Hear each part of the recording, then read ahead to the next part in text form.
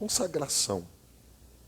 Vamos falar um pouquinho de consagração e de um dos pontos que Deus opera milagre na nossa vida por meio disso, por meio de consagração.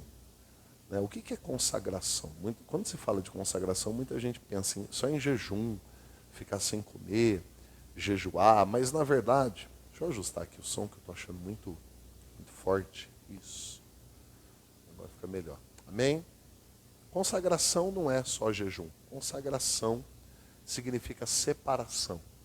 Consagração é separar algo. Uma pessoa que se consagra, ela se afasta um pouco de coisas, ela tira um tempo ali para ela estar exclusiva para Deus. Isso é consagração. Consagração é separar algo para um propósito.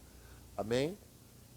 É isso que libera os propósitos de Deus na nossa vida. Porque às vezes, justamente, o que atrapalha o propósito de Deus na nossa vida é a gente estar sempre tão misturado, tão embaraçado com tantas coisas, né?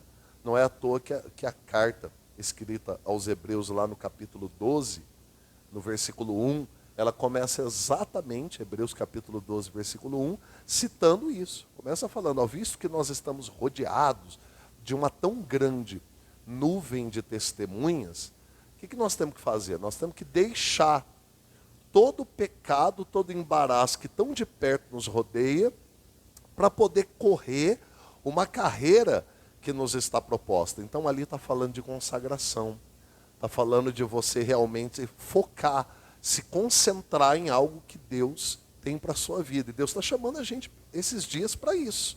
Aleluia!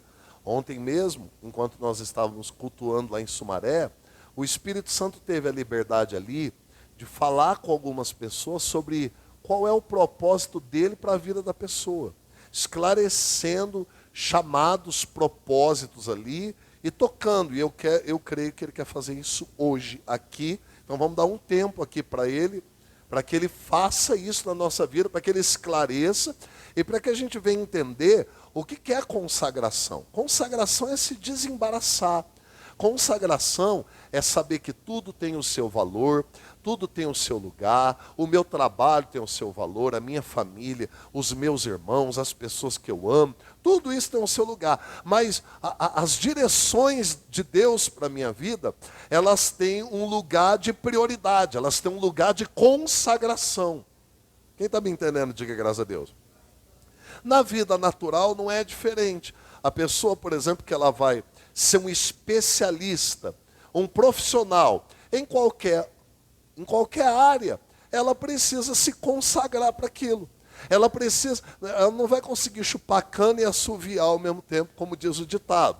Ela precisa dedicar um tempo, ela precisa dedicar estudo, ela precisa dedicar atenção, ela precisa, às vezes, até fazer cursos, viajar, estar em lugares onde é só ela e os livros, onde é só ela e a ferramenta de trabalho. Isso é consagração. Consagração é quando eu pego algo e separo aquilo para um propósito. Por exemplo, está aqui essa água, né? Está aqui a água, então, eu vou fazer o seguinte, eu vou separar essa água, eu vou deixar esse copo de água na geladeira, que daqui a pouco eu vou espremer um limão e fazer uma limonada com essa água. Então, o que eu vou fazer? Eu vou separar, eu vou consagrar. Isso é consagração. Diga, eu preciso entender o que é consagração. Amém?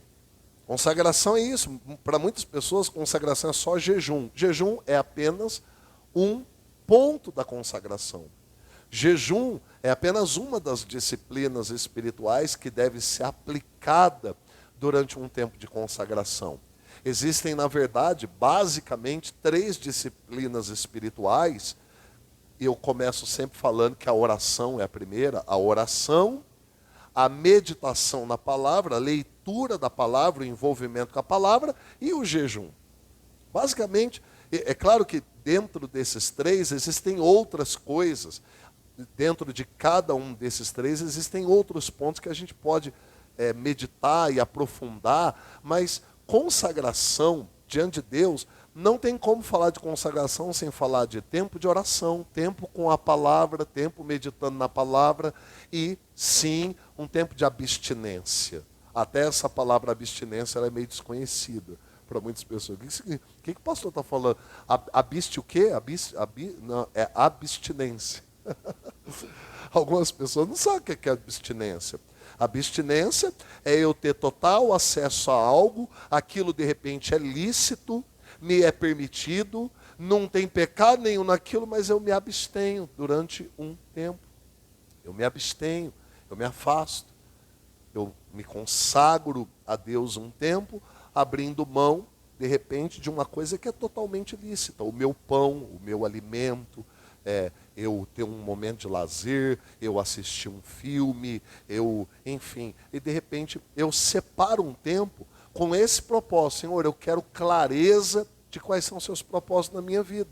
Eu não quero viver essa vida refletida pelo povo de Israel no deserto, que tinham um propósito, tinham uma direção esclarecida, que era sair do Egito e ir até a terra prometida, a terra que emana leite e mel, a terra de Canaã. Estava traçado a meta, estava traçado o propósito, mas eles ficaram tão embaraçados, eles ficaram tão sem consagração, que eles rodearam 40 anos no deserto. E isso reflete muitas das vezes o que está acontecendo conosco.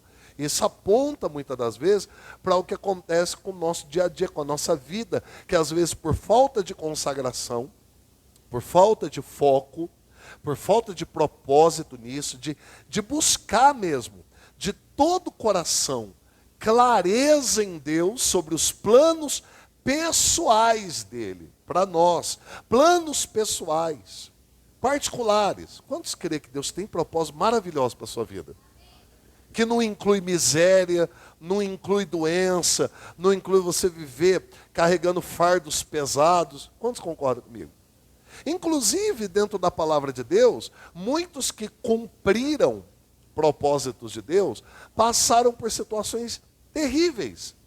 Terríveis. Como, por exemplo, que todo mundo sabe, está preso dentro de uma cadeia injustamente, trancafiado como um bandido, como um malfeitor, como um criminoso, simplesmente porque estava cumprindo o propósito de Deus. Mas o que me chama a atenção é que quando uma pessoa está cumprindo o propósito de Deus, não tem nada que abala ela. Quando uma pessoa sabe que por meio da consagração, eu vou sempre usar essa palavra consagração nesses dias, esses dias que nós estamos sendo chamados para consagração.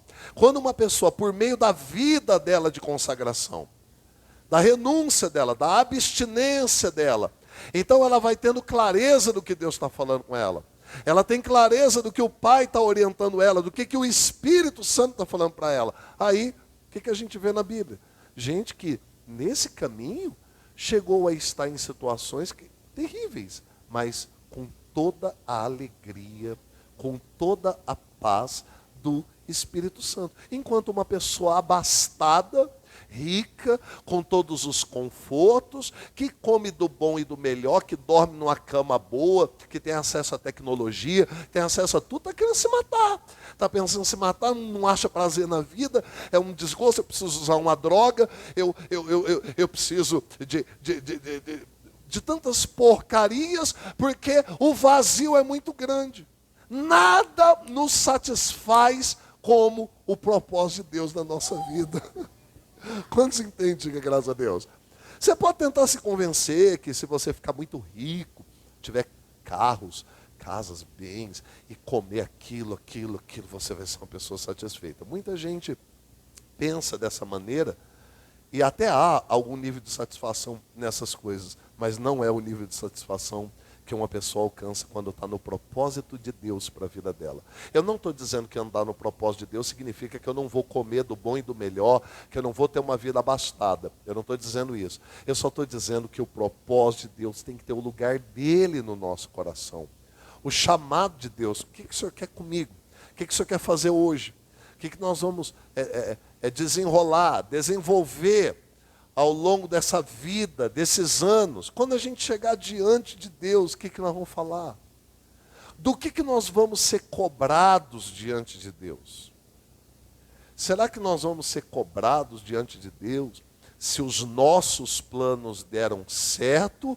Ou será que nós vamos ser cobrados diante de Deus sobre o que nós fizemos com os planos dele?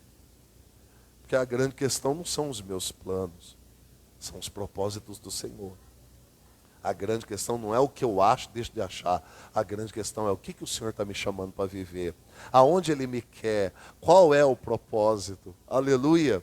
Então eu tenho que lembrar de novo de Hebreus capítulo 12, versículo 1. Visto que nós estamos rodeados de tão grande nuvem de testemunhas. E qual que é essa questão dessa grande nuvem de testemunhas? As pessoas que estão ao nosso redor. As pessoas que nós amamos. Os nossos irmãos. Tanta gente, é tanta coisa que se fala. E agora com essa era digital, de acesso à internet, é tanta coisa, tem pessoa que está ouvindo tanta coisa, que parece barata tonta correndo parado no mesmo lugar, não sai do lugar. É, na verdade. Mas qual é o único que pode esclarecer o propósito por meio da consagração? Para viver o propósito, eu preciso decidir me consagrar diante de Deus. Eu preciso decidir esperar no Senhor.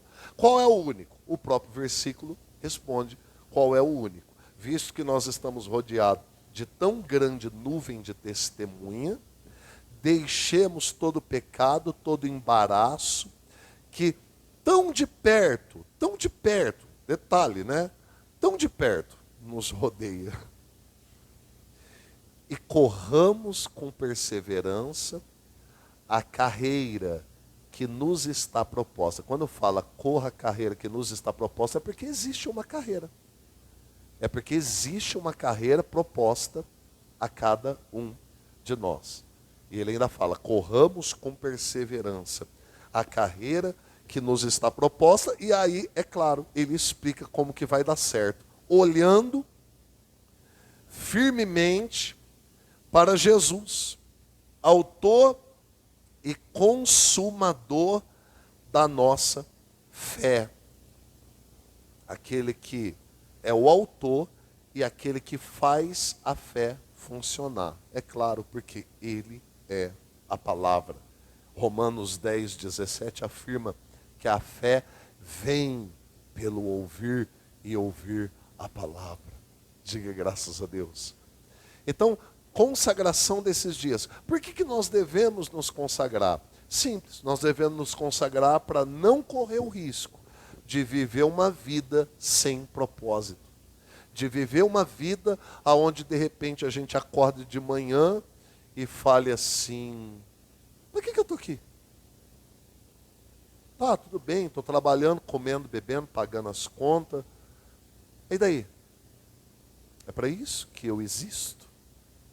Sim, é uma falta de senso de propósito que, inclusive, quando se agrava, pode levar uma pessoa até mesmo ao desejo de suicídio.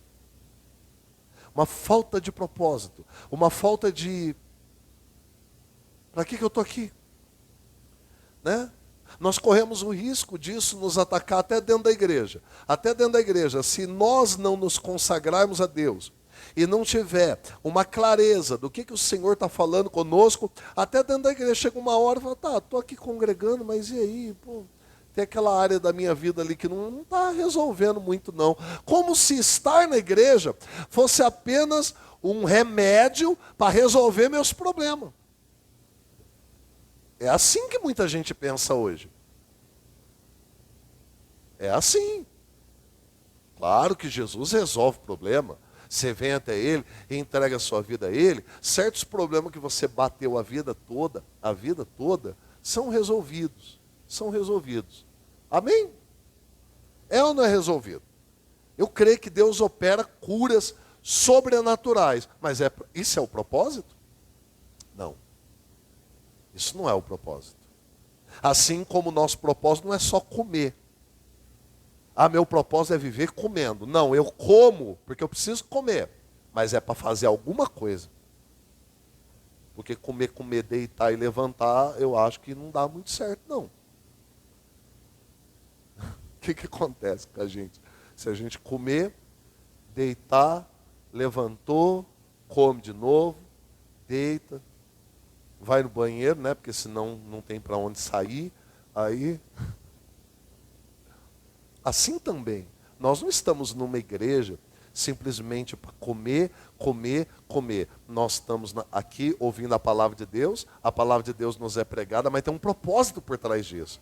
O Senhor está querendo desenrolar sonhos, planos, na nossa vida e através da nossa vida.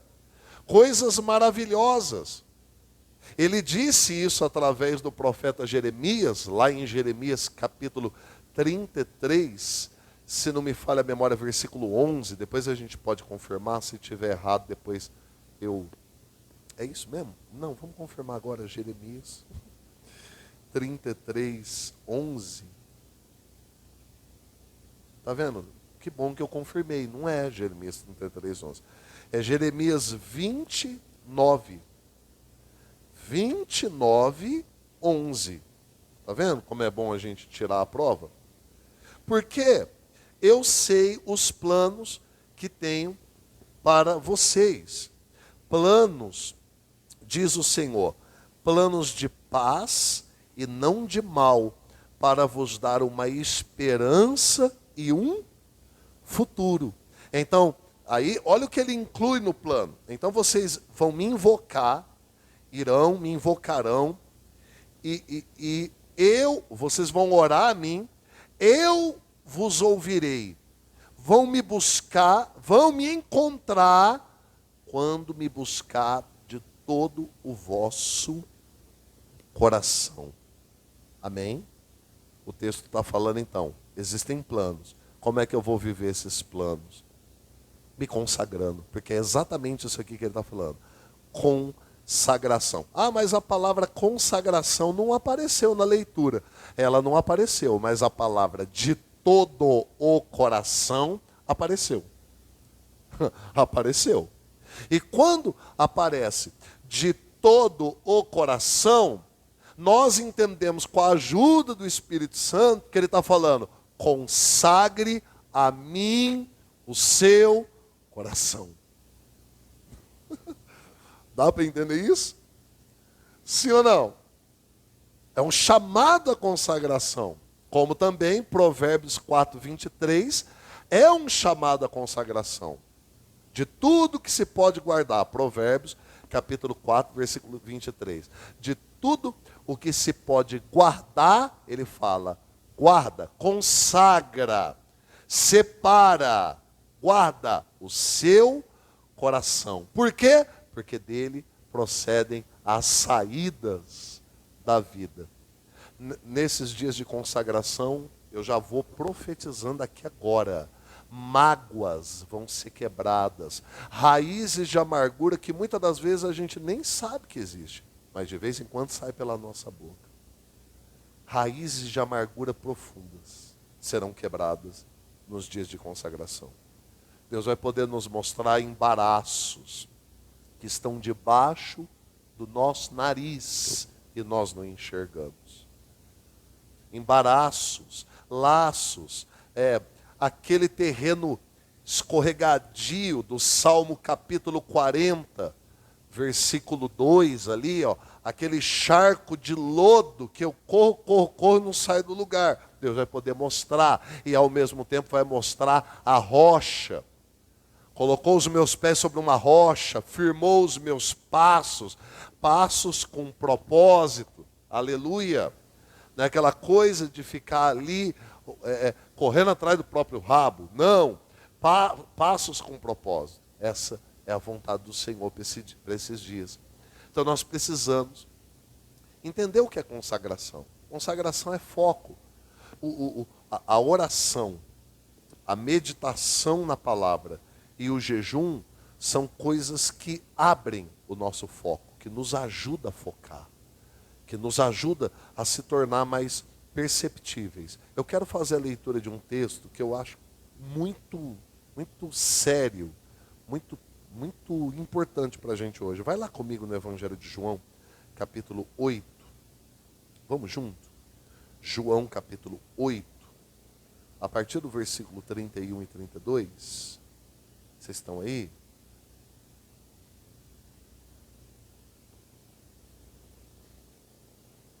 João 8,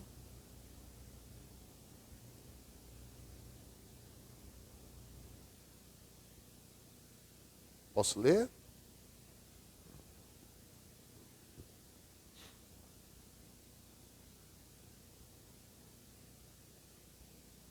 Isso aqui começa com uma conversa entre Jesus e os judeus que criam nele e termina com uma discussão séria. É uma discussão bem calorosa. E o tema da discussão é paternidade. O tema do assunto aqui é paternidade. Uma das coisas mais valiosas que uma pessoa ela recebe clareza na consagração, quando ela se consagra a Deus, é a paternidade.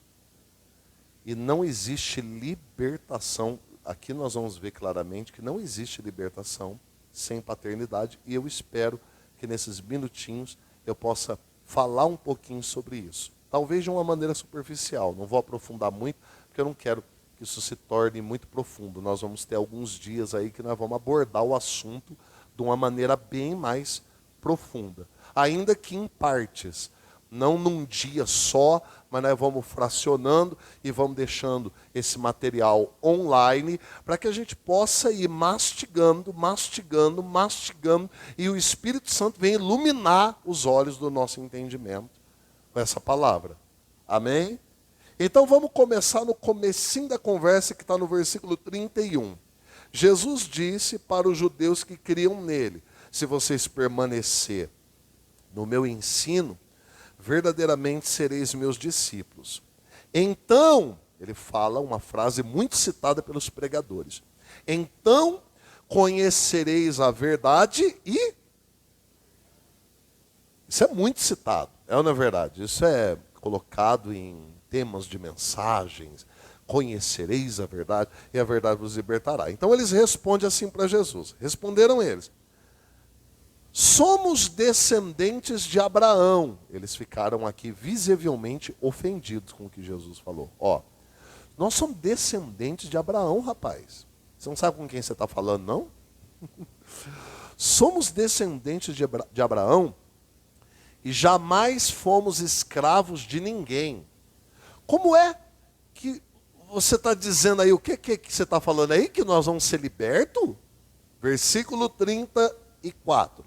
Jesus disse: em verdade vos digo que todo aquele que comete pecado é escravo do pecado. O escravo, ele não permanece sempre em casa, mas o filho permanece para sempre. Amém?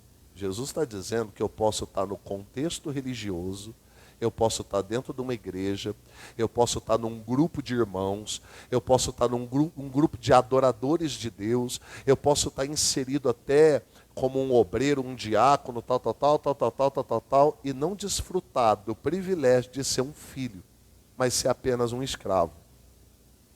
Ser uma pessoa que, sem eu perceber, por causa da minha conduta e de repente da maneira que eu não encarei a paternidade ainda, eu estou apenas trocando mérito com Deus. Eu trabalho para me sentir merecedor das bênçãos de Deus. E o filho permanece em casa, o empregado nem sempre. Quando termina o serviço do empregado, ele vai embora. Você concorda comigo? Sim ou não? Amém? Quantos estão entendendo? Diga glória a Deus. Versículo 36. Se o filho vos libertar, verdadeiramente sereis livres. Eu sei que vocês são descendentes de Abraão. Jesus falando para vocês não estão me dando nenhuma informação muito relevante. Eu sei que vocês são descendentes de Abraão. Contudo, olha o que ele coloca: vocês estão procurando me matar, porque a minha palavra não penetra em vós. Eu falo do que vi na presença do Pai, e vós fazeis o que ouviste de vosso pai. Meu Deus, aqui o caldo começa a engrossar. Nós vamos precisar estudar isso aqui. Porque paternidade é uma questão de libertação. Jesus falou assim, ó, eu falo do que eu ouvi do meu pai, e vocês também repetem o que vocês recebem do vosso pai. Continuando, versículo 39. Responderam eles, nosso pai é Abraão. Disse Jesus, se vocês fossem filhos de Abraão, praticariam as obras de Abraão. Sabe o que Jesus está dizendo aqui? A tua paternidade governa o seu comportamento. E não é difícil, não precisamos ir muito longe para a gente entender sobre isso. Veja bem, quantas pessoas nós já conversamos traumatizadas com ódio daquilo que o pai e a mãe fez na infância, na juventude, que elas repetem exatamente a porcariada que papai e mamãe fez quando elas eram crianças. Eu mesmo, antes de eu ter um encontro com essa paternidade, tinha um ódio terrível de bebida alcoólica.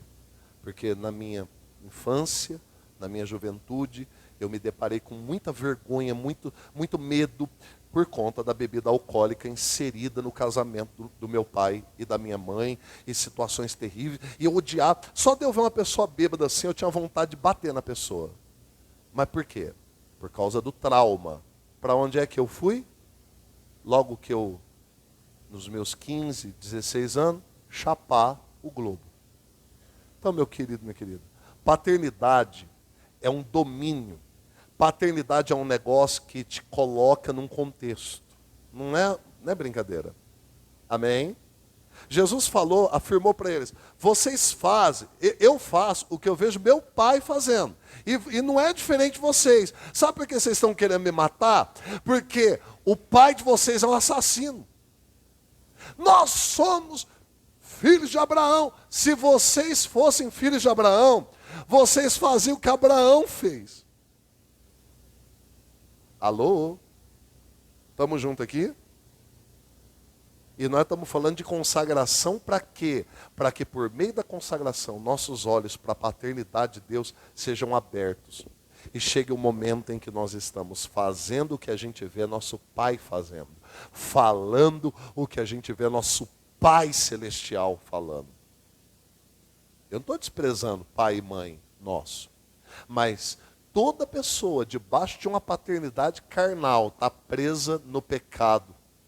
Está presa debaixo de vícios, costumes e coisas terríveis. Por mais que ela odeia aquilo, é aquilo que ela vai praticar. Alguém se identifica com o que eu estou falando? Sim ou não? Amém? Um dia eu atendi um rapaz que estava trabalhando comigo numa construção. Ele estava prestando um serviço para mim na construção da minha casa, e ele sentou logo depois do almoço e nós conversamos um pouco. Ele contou a raiva, o ódio que ele tinha do pai biológico, a forma que o pai traía a mãe dele, traiu a mãe dele quando ele tinha 5, 6 anos de idade, abandonou a família e foi embora com uma outra mulher. E ele contou isso para mim, oramos juntos ali, né? Apresentando o coração dele a Deus, porém, ali ele só estava contando, ele não estava decidido a buscar de todo o coração. Mas não deu 4 meses, ele repetiu a mesma coisa com o filhinho de 5 anos de idade. Mesma coisa. As histórias se repetem. Alguns chamam isso até de maldição hereditária. É ou não é verdade? Mas eu prefiro não chamar de maldição hereditária. Eu prefiro chamar de falta de consagração ao Altíssimo. Porque uma vez que a gente realmente recebe a paternidade de Deus, a gente não fica mais debaixo disso, no nome do Senhor Jesus. Você crê nisso? Quem crê nisso? Olha como o caldo engrossa. Olha como a coisa engrossa aqui, ó. A gente leu.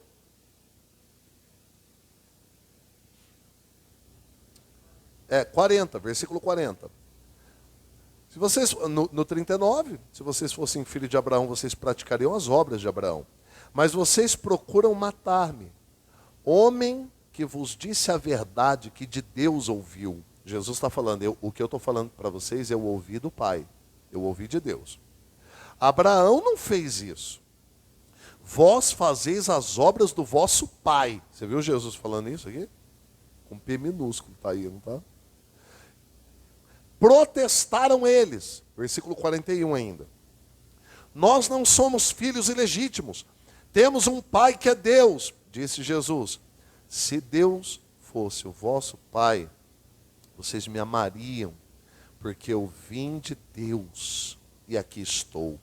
Não vim por mim mesmo, mas foi Ele que me enviou. Por que não entendeis a minha linguagem? Sabe por quê? Porque não podeis ouvir a minha palavra. Amém? Aí olha a afirmação dele, ó. Vós pertenceis ao vosso pai, o diabo, e quereis executar o desejo dele. Ele foi homicida desde o princípio e nunca se firmou na verdade, pois não há verdade nele. Quando ele profere mentira, fala do que lhe é próprio, pois é mentiroso e pai da mentira. Contudo, porque vos digo a verdade, não credes em mim. Pode algum de vós me acusar de pecado? Se vos digo a verdade, por que não credes em mim? Quem pertence a Deus, ouve as palavras de Deus. O motivo por que não me ouvis é que não pertenceis a Deus. Amém? A consagração, ela nos dá uma clareza do que o Pai está fazendo, do que o Pai está falando.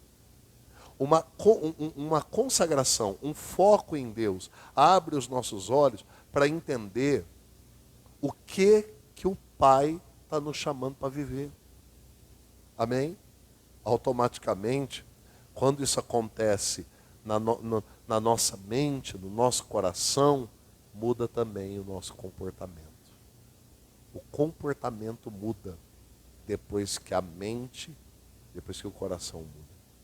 Quando a gente, os olhos são abertos, os olhos espirituais são abertos, e a gente vai mergulhando nessa paternidade, conhecendo essa palavra, então a gente vai tendo forças dadas por Deus para não viver uma vida debaixo do pecado. Para não viver uma vida governada por nada do diabo.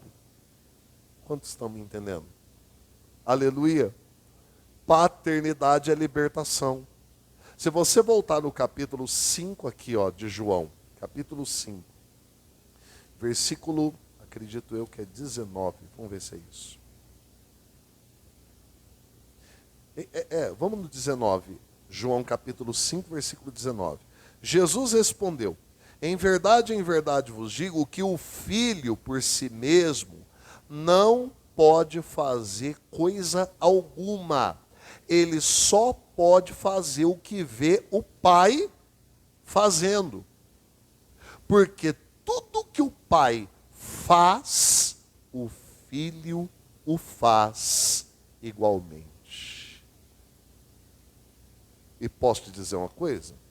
Isso aqui é uma lei, tanto para quem conhece a filiação, a paternidade de Deus, como para quem está debaixo de uma paternidade humana, natural, viciada, orgulhosa, diabólica. É uma lei. O filho não pode fazer nada que não vê o pai fazendo. Eu quero encerrar aqui, para não ir mais fundo. A gente vai buscar, vamos orar sobre isso, que Deus vai nos dar profundidade nesse negócio. Aleluia. E o legal dessa profundidade é a mudança de atitude, a vontade de fazer coisas que o nosso Pai faz, e o desprezo que nós vamos ter por coisas que procede do reino das trevas. Aleluia? Então, a paternidade determina as ações. Muitos de nós temos muito vivo a paternidade humana, infelizmente.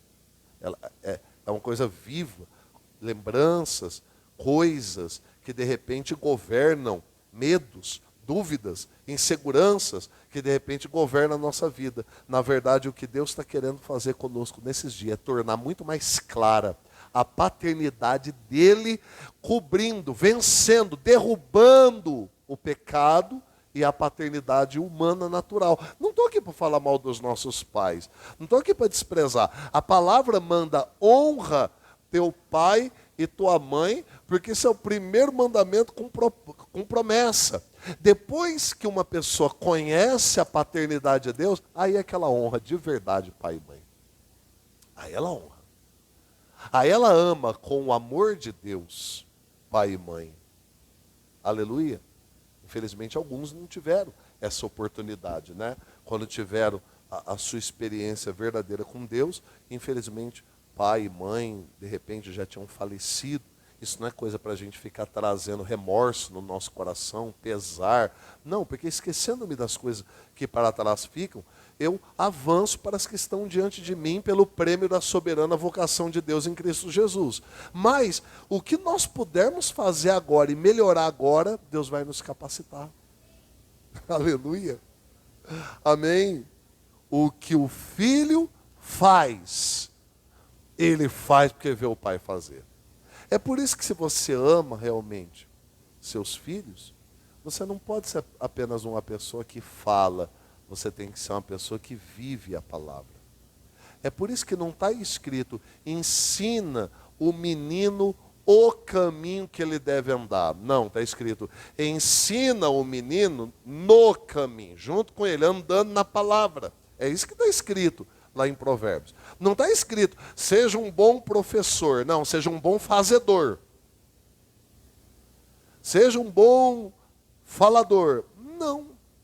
Nós temos que tomar posse da clareza da paternidade, e o Espírito Santo vai nos ajudar nesses dias por meio de consagração, de propósitos, de consagração, de foco, e vai começar a tornar claro: olha, meu filho, minha filha, esse sou eu. Olha como eu faço, olha como eu falo, olha como eu estou agindo. E até na hora que a gente der uma escorregada, porque não somos perfeitos, a gente está em processo de renovação do nosso entendimento.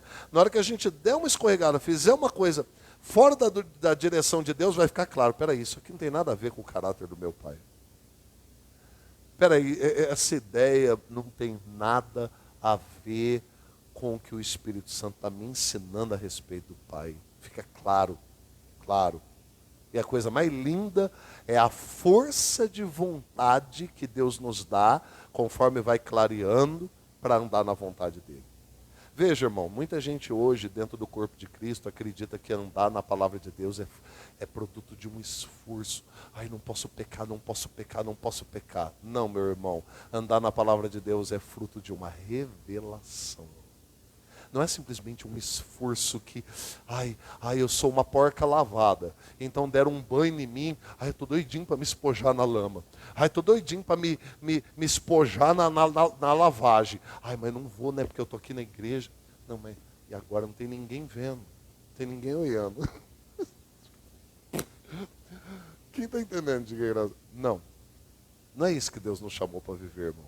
Deus nos chamou para viver, para encontrar a essência dele, ao ponto de ter tanto prazer nas coisas de Deus. E claro, vai vir a proposta da lavagem, vai vir a proposta da sujeira, e você olhar para aquilo e falar: não, graças a Deus, o meu tempo disso aí passou, não quero isso na minha vida. Amém? Alguém está entendendo? Não é aquela coisa de, me segura, senão, né? Não é isso. É claro que há um período que tem que ter um esforço, né? Eu já vi pessoas que viveram num contexto pecaminoso durante muito tempo, que era uma luta. Tinha que vigiar assim, porque tocava uma música que dava aquela nostalgia, a pessoa já, ai meu Deus, está amarrado. E veja bem, não estou aqui falando que tem música que é pecado, mas tem música que te insere num ambiente de pecado. Amém? Não venha me dizer, por exemplo, que você vai participar de um samba lá no trio elétrico, e aquilo ali você vai se consagrar ali. É complicado. O ambiente aponta para algo, né? Existem músicas lindas, maravilhosas, com melodias tremendas, muito bem trabalhadas, que quando você vai deixando aquilo entrar na tua mente, aquilo te joga para um ambiente de traição, de adultério, te traz desejos e nostalgias diabólicas, que não tem nada a ver com a paternidade de Deus, mas são coisas muito bem feitas. Eu não estou aqui falando mal da música em si, eu estou aqui falando que a paternidade nos leva a... Eu sei qual é o meu lugar. Coisa linda eu ouvi já da boca de pessoas que estavam nesse processo, vinham na igreja, alguns crentes, que o pessoal chama de crente Raimundo. Alguém já ouviu falar? Não estou aqui para falar de nenhum Raimundo. Louvado seja Deus pelos Raimundo, por favor, o Raimundo não fica ofendido aí não. Mas eu já vi o pessoal falar, crente Raimundo, para dar a rima, um pé na igreja, um pé no mundo. Vocês já viram? Eu já vi pessoas nesse processo, e quando tem gente assim, a gente não tem que se meter em nada na vida das pessoas. Porque o processo de Deus com cada um é com cada um.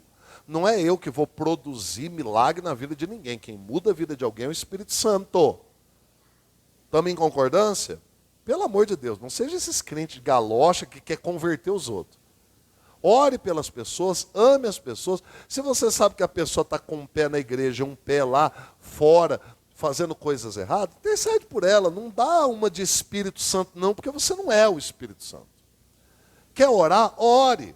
Vai falar alguma coisa? Tenha convicção de que o que você vai falar em amor, e você vai falar porque o Senhor mandou você falar. Do contrário, fecha a sua boca.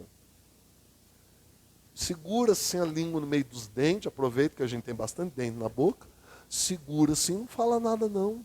É melhor. Amém? Então, voltando, já vi pessoa que contou para mim, nesse processo de um pé na igreja, um pé no mundo, a pessoa estava lá, final de semana, esquidum, aí,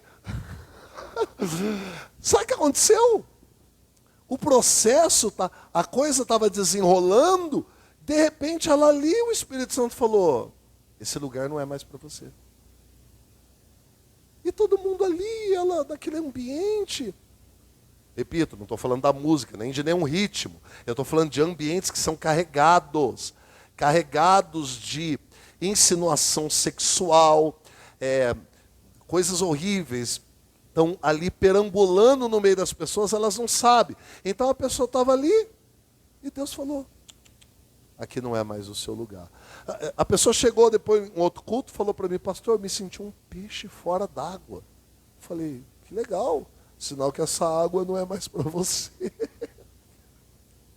Aconteceu? Tem uma pessoa aqui falando que aconteceu. Aconteceu? Olha lá, olha lá, tá vendo os Raimundo? Nessa hora aparecem os Raimundo. Olha os Raimundo aí, ó. Amém? É legal isso. É legal quando o processo de Deus está acontecendo numa pessoa e de repente o Senhor tem liberdade de falar, meu filho, minha filha, eu sou teu pai. Isso aqui não é mais para você.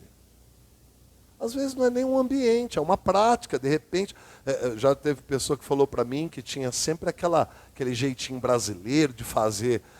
A pessoa, ela fazia conforme ela via o pai fazendo, né? Às vezes nem é o pai biológico, é um pai maligno, espiritual, que sempre tinha um jeitinho esperto. Ele estava sempre fazendo um gato, dava um gato na energia elétrica, na água, colocava um palitinho, o relógio de água não gira mais, o fio puxando da CPFL. Não tem gente que vem desse contexto de esperteza. Não, eu sou esperto, eu não pago que nem todo mundo. Tem ou não tem? E a pessoa chegou em mim e falou, pastor, eu fui lá e matei todos os gatos. Eu falei, não faz isso não, é pecado. Eu falei, não, eu tirei os gatos lá, agora eu estou pagando o que eu uso. Ah, mas como é que pode a pessoa ficar feliz? Feliz, sentir prazer em estar sendo fiel, em estar sendo justo. Isso é caráter de Deus. Isso é natureza de Deus. Amém? Agora o contrário disso, quando a pessoa sente prazer de, fiz um negócio com o Elvis, passei a perna nele. Vendi para ele por 1.000, sendo que o negócio vale 200. Nossa, isso é natureza de quem, meu querido? Isso é natureza de Deus. Não se engane. Então, enquanto essas coisas existem em nós, a natureza, a paternidade de Deus, ela está obscura. A gente não tem clareza da paternidade de Deus. Mas quando a gente vê o que o Pai está fazendo, o que o Pai está falando, meu irmão, a gente começa a ter um outro referencial. A gente começa a pensar de uma maneira diferente e a mente de Cristo começa a ser formada em nós por meio da palavra. Amém? Glória a Deus.